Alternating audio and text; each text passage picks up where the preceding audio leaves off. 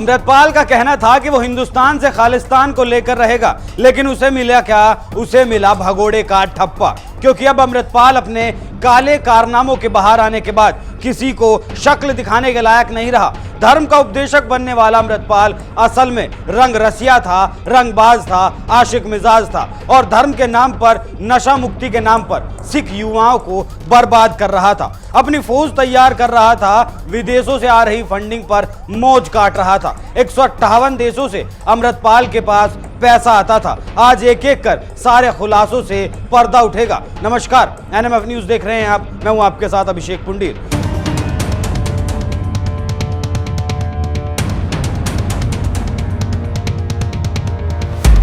भगोड़ा अमृतपाल पिछले 6 दिनों से पंजाब पुलिस के गले की हड्डी बना हुआ है। हाई कोर्ट ने पंजाब पुलिस को लताड़ते हुए कहा था कि 80,000 की पुलिस आखिर कर क्या रही है जो एक भगोड़े को नहीं पकड़ पाई।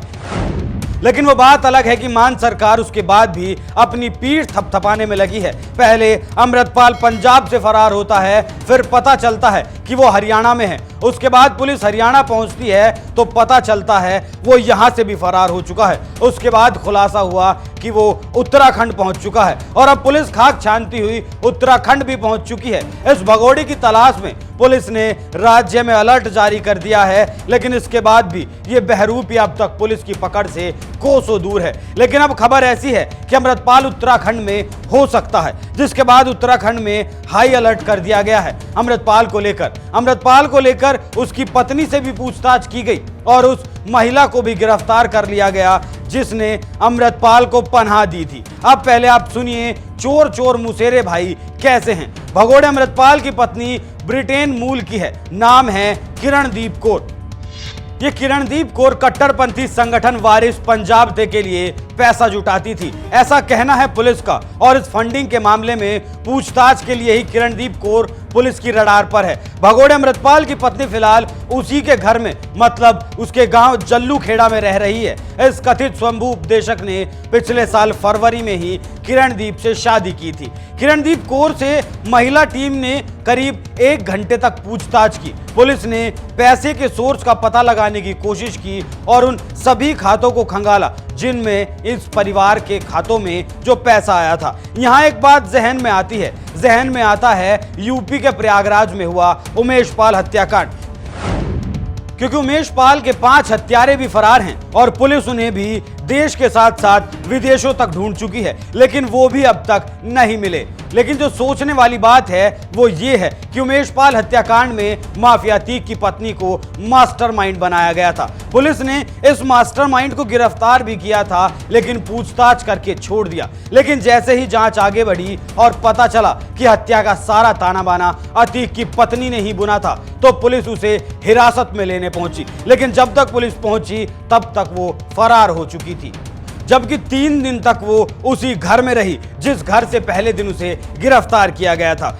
अब आते हैं अमृतपाल के मामले पर। पुलिस ने अमृतपाल की पत्नी से भी पूछताछ की, लेकिन सख्ती से की है या फिर खाना पूर्ति की है वो तो पुलिस ही जाने। लेकिन कहीं ऐसा ना हो कि जांच आगे बढ़े और किरणदीप कौर का नाम भी मुख्य भूमिका में सामने आ जाए और फिर जब पुलिस उसके पास पहुंचे तो वो भी फरार हो जाए और फिर पुलिस को अपनी किरकिरी करवानी पड़े। इस केस में हालांकि पुलिस एक्टिव है और उसने बीते दिन भी 2 गिरफ्तारियां की हैं। पहली गिरफ्तारी तेजिंदर सिंह गिल और गोरखा बाबा की हुई, जो कि अमृतपाल का गनर बताया गया है। अजनाला कांड में भी इसे आरोपी बनाया गया। उस पर गैर लाइसेंसी हथियारों के साथ सोशल मीडिया पर तस्वीरें वीडियो पोस्ट करने का आरोप है। और दूसरी गिरफ्तारी हुई है अमृतपाल की पनाहगार की। पता चला है कि पंजाब से फरार हुआ अमृतपाल एक दिन हरियाणा के कुरुक्षेत्र में रुका था। पुलिस ने अमृतपाल को पनाह देने के आरोप में बलजीत कौर नाम की एक महिला को कुरुक्षेत्र से ही गिरफ्तार किया। महिला के मुताबिक अमृतपाल उसे बताकर गया था कि वो उत्तराखंड जा रहा है। अमृतपाल का एक करीबी है पप्पल प्रीत और ये जो महिला है ये उसी की करीबी बताई गई है। आजकल जो अमृतपाल के साथ इंसान बताया जाता है उसका नाम भी पप्पल प्रीत ही है। इस महिला से पूछताछ में पता चला कि अमृतपाल 19 मार्च को इसके घर पर रुका था। अब सुनिए इसकी फंडिंग के तार कितने देशों में फैले थे। 158 विदेशी खातों से हो रही थी फंडिंग। भारत को तोड़ने का पैसा या कहें कि भारत के टुकड़े करवाने के लिए 158 देशों से पैसा आ रहा था। पुलिस और खुफिया एजेंसियों का दावा है कि भगौड़े अमृतपाल पर 158 देशों से पैसा बरसता था। 28 खाते ऐसे सामने आए हैं जिनमें विदेशों से पैसा आया है और यह रकम बताई गई है 5 करोड़ रुपए। अमृतसर, तरन तारन, बटाला, गुरदासपुर, जालंधर, नवाशहर, कपूरथला और फगवाड़ा के खातों का संबंध अमृतपाल से मिला है। पंजाब के मुख्य सचिव और पुलिस महानिदेशक ने 23 मार्च को चंडीगढ़ में एक हाई लेवल बैठक की, जिसमें मौजूदा हालातों का मौका मुआयना और चर्चा की गई। अब आप सुनिए, अमृतपाल जो दुनिया के सामने था, क्या अमृतपाल हकीकत में भी वैसा ही था? तो इस सवाल का जवाब है नहीं। अमृतपाल जैसा दिखता था वैसा नहीं था, जैसा वो दिखावा करता था वैसा तो वो बिल्कुल नहीं था।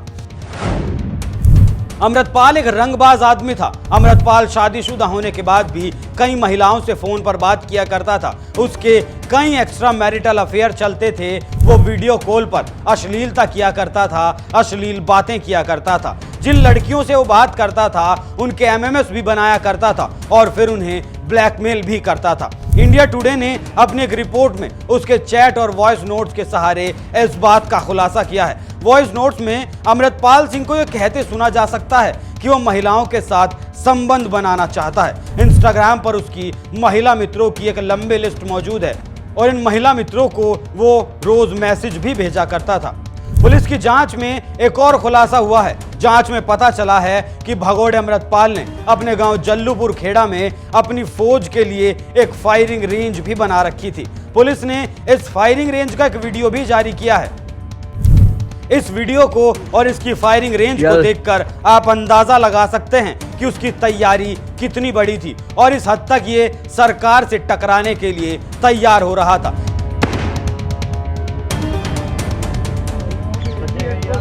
लेकिन अब इंतजार है तो इस भगोड़े के पकड़े जाने का, क्योंकि ये बेहतर ढंग से बता पाएगा अपने आकाओं के बारे में, अपनी फंडिंग के बारे में और अपने मंसूबों के बारे में। आप इस खबर पर क्या राय रखते हैं हमें कमेंट करके जरूर बताएं। नमस्कार।